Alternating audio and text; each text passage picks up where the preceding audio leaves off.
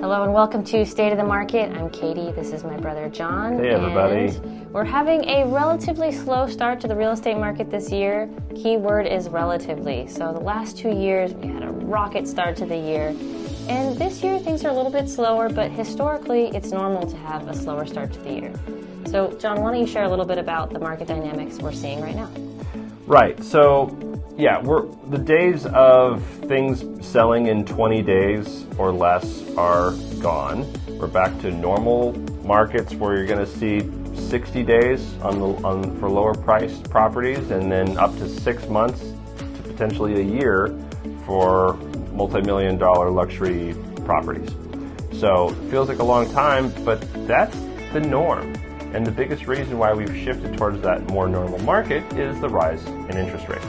And so, it peaked, it's about 7.25. We're now down over 100 basis points to just a little bit over 6%. And we're going to see where interest rates go from there. If they drop below like 5.5, that'll definitely stabilize prices.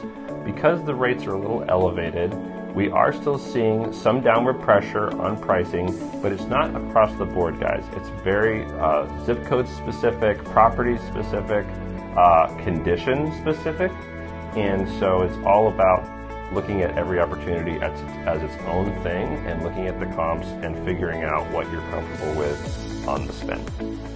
Yeah, so one thing that we're not seeing right now is distressed sellers. So if buyers are trying to submit lowball offers, they're going nowhere because no one has to sell. Most sellers have a ton of equity because of the rise in home prices over the last several years. And so lowball offers, not getting any traction right now.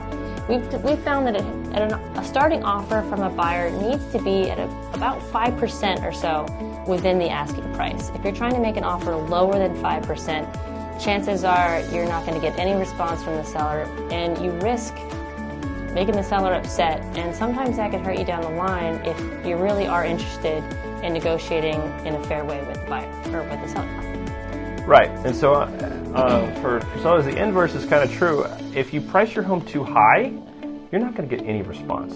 You're just going to get crickets. And we've found that when you start high and you drop, there is a point where suddenly you are getting hit with activity, because there are buyers out there, but they're very sensitive to recent comps, and they're not going to waste their time if your pricing is out of whack, because they figure we'll wait you out. We'll see what else comes on the market. There's got to be something else more compelling. And in the low inventory market like we're in right now, a major fear a buyer has is buying the wrong property, having something else come on just after they close that's way better than the one that they just bought.